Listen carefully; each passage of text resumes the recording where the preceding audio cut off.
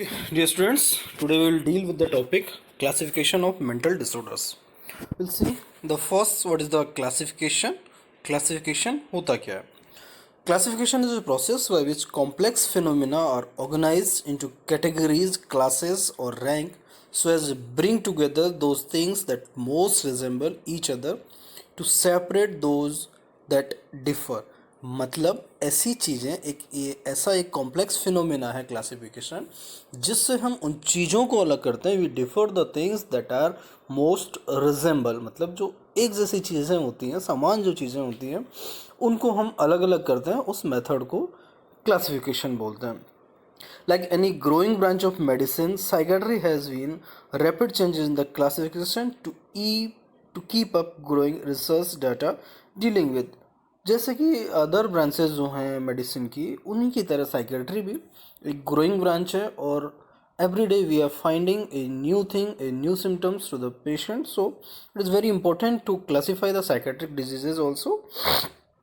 At present, there are two major classifications in the psychiatry, namely ICD-10 and DSM IV classification. अभी फिलहाल दो तरह के classifications हमारी साइकेट्री में है. पहला है ICD-10 और दूसरा है DSM IV क्लासिफिकेशन. तो एक एक करके हम देखते हैं. फर्स्ट हम देखते हैं international classification of diseases, that is ICD-10 classification. ICD-10 is the International Classification of Diseases and Related Health Problem. 1992 में ये क्लासिफिकेशन दिया गया है. और पहला पॉइंट इसमें, this is WHO classification for all disease and related health problem. ध्यान रखने वाली बात है, इंपॉर्टेंट थिंग इज कि ये क्लासिफिकेशन WHO ने दिया है. दूसरा, इसमें सारे चैप्टर्स को F से डिनोट करते हैं. जो अल्फ़ाबेट है हमारा F, उससे डिनोट करते हैं. एंड F00 से लेके F99 तक इसमें डिजीज़ को उनके सिम्टम के हिसाब से according to the symptoms categorise किया गया है. F00 से F99 तक. और डिनोट करने के लिए जो अल्फ़ाबेट लिया गया है वो F है. फर्स्ट हम देखते हैं F00 से F09. इसमें आते हैं organic including symptomatic mental disorder. Organic disorders जो हैं इसमें आते हैं like dementia, delirium, Alzheimer's disease. एक एक करके देखते हैं. F00 में आता है dementia and Alzheimer disease.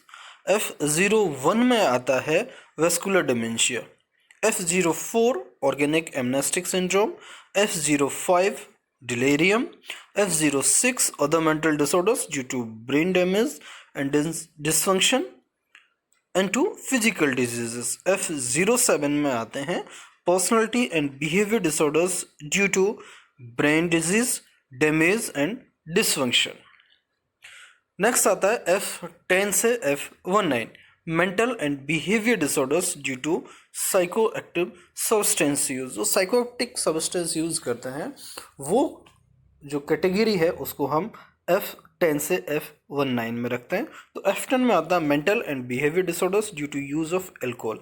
Alcoholic use से जो सिम्टम्स आते हैं, the symptoms which is occurs during the symptoms which is occurs due to use of alcohol is categorized under F10. F11 mental and behavior disorders due to use of opioid and cannabinoids. F12 में आता है mental behavior disorders due to use of cannabinoids. F13 में आता है mental behavior disorders due to use of sedatives and hypnotics. F14 में आता है mental behavior disorder due to use of cocaine. F16 mental behavior disorder due to use of hallucinations. Now F20 में आता है schizophrenia, schizotypal and delusional disorder. यहाँ एक और बहुत इंपॉर्टेंट चीज़ है, जब हम ये क्लासिफिकेशन देख रहे हैं इसके साथ साथ एक और क्वेश्चन आपका क्लियर होता जा रहा है. Classification of schizophrenia. Name of एक क्वेश्चन आता है analyst the types of schizophrenia या क्लासिफाई द स्कीजोफ्रेनिया, या ये भी आपका क्वेश्चन क्लियर होगा. तो यहाँ F20 में आता है स्कीजोफ्रेनिया. F20.0 में आता है पैरानॉइड स्कीजोफ्रेनिया. F20.1 में आता है ह्यूओफ्रेनिक schizophrenia.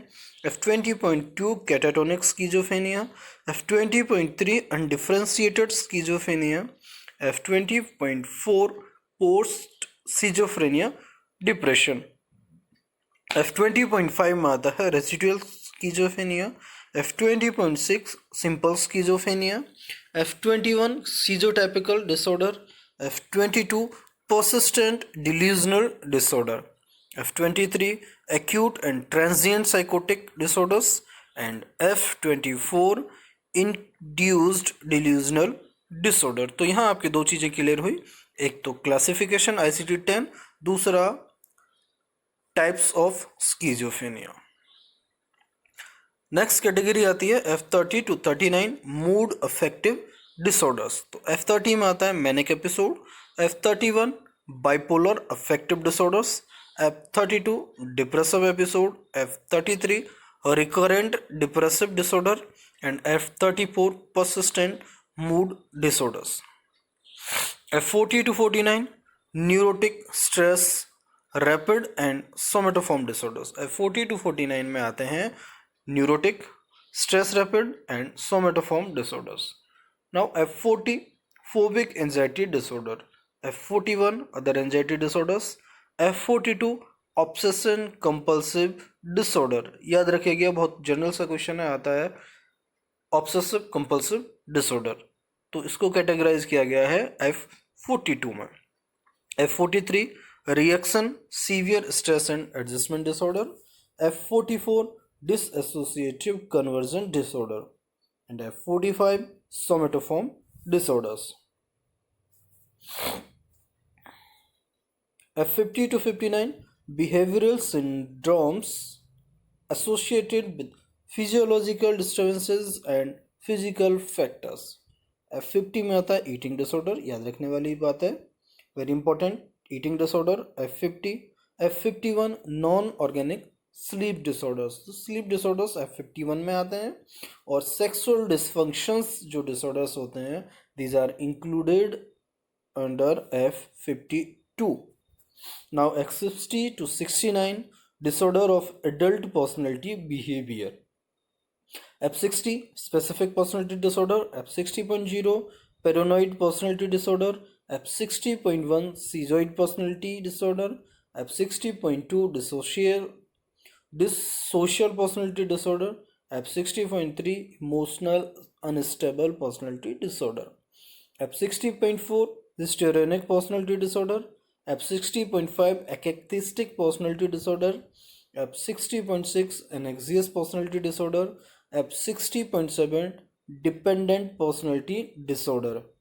Now F61 mixed and other personality disorders, F62 enduring personality changes not attributed to brain damage and diseases, F63 habit and impulsive disorder, F64 gender identity disorder, F65 disorder of sexual preferences. F70 to 79 mental retardation, again very important, mental retardation comes under F70 to 79. F70 mild mental retardation, 71 moderate mental retardation, 72 severe mental retardation, and 73 profound mental retardation. Here also you have one question also cleared here, classification of mental disorder. There are four type of mental disorder, या चार तरह से हम mental disorders को classify कर सकते हैं, mild, moderate, severe and profound mental disorder according to IQ levels. हम बाद में देखेंगे वो चीज़ें. Now F80 to 89 disorder of psychological development. इसमें आते हैं F80 specific developmental disorder of speech and language, F81 specific developmental disorder of scholastic skills, F82 specific developmental disorder of motor functions, F83 mixed specific developmental disorders, F84 pervasive developmental disorders. F90 to 98 a behavioral and emotional disorder with onset usually occurring in childhood and adolescence. तो F90 से 98 तक childhood disorders को रखा गया है. Keep in mind, very important, F90 to 98 behavioral and emotional disorder with onset usually occurring in childhood and adolescence. F90 hyperkinetic disorder, F91 conduct disorder, F93 emotional disorder with onset specific to childhood, F94 disorder of social functioning with onset specific to childhood and adolescence, F95 tic disorder, F98 other behavioral and emotional disorder with onset usually occurring in childhood and adolescence, F99 unspecified mental disorder. अब इन सारे symptoms के अलावा भी कोई ऐसा symptom मिलता है तो उसको हम रखते हैं F99 में, that is called as unspecified mental disorder. So here we have completed with the ICD-10 classification. Now we will see the DSM IV Diagnostic Statistical Manual. Full form भी याद रखिएगा, बहुत important है. Diagnostic Statistical Manual. DSM IV classification in 1994. This is a classification of a mental disorder by the American psychiatric association. याद रखना है यहाँ पे the ICD-10 classification is given by WHO and DSM-4 is given by American Psychiatric Association APA. The pattern adopted by the DSM-4 is of multi-axial system. Here they classified the diseases into the multi-axial system. A multi-axial system that evaluates patient along several versatile content 5 axes. Here we have classified the diseases into 5 axes. Axis 1 and axis 2 make up the entire classification, which contain more than 300 specific disorder. Here in axis 1 and axis 2 included more than 300 disorders, specific disorders. Now we will see the axis 1 clinical psychiatric diagnoses, axis 2 personality disorder and mental retardation, axis 3 general medical condition, axis 4 psychosocial and environmental problems, axis 5 global assessment of functioning in current and past 1 year. तो ये आपका simple सा form है DSM-4 classification का. Here we have classified the psychiatric diseases into 5 axes. Axis 1 से लेके access 5 तक है. इसके बाद आता है Indian classification of mental disorders. इन दोनों के अलावा इंडियन क्लासिफिकेशन भी है, बहुत सिंपल है. यहाँ पे हमने डिजीज को साइकोटिक और न्यूरोटिक में डिवाइड किया गया है. Psychotic, neurotic and other kind of disorders. So we will see in India, Nike 1963, Wig and Singer 1967, Vahia 1961, Verma 1971 have attempted some modification of ICD-8 to suit Indian conditions.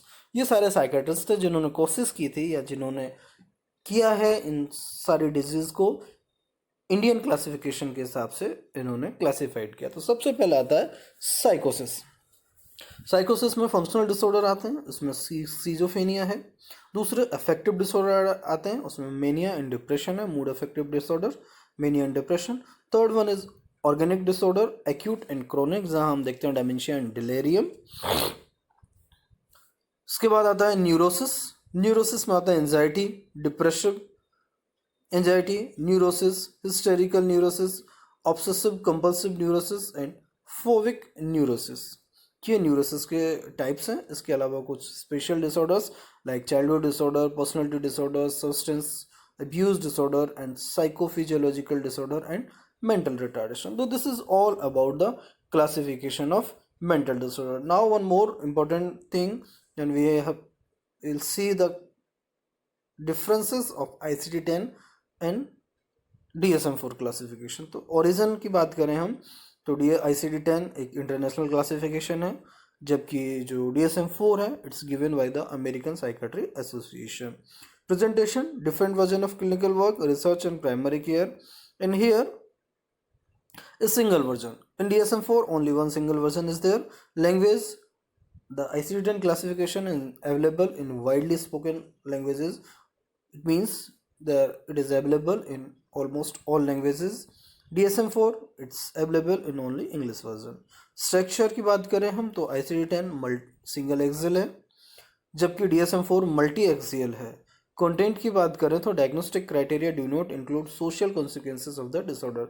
ICD-10 में social consequences को include नहीं किया गया, जबकि DSM-4 में it include occupational and other areas of functioning. तो ये हुआ हमारा classification of mental disorders. ICD-10 देखा हमने, DSM-4 देखा, इंडियन क्लासिफिकेशन देखा, and also we have seen the differences between ICD-10 and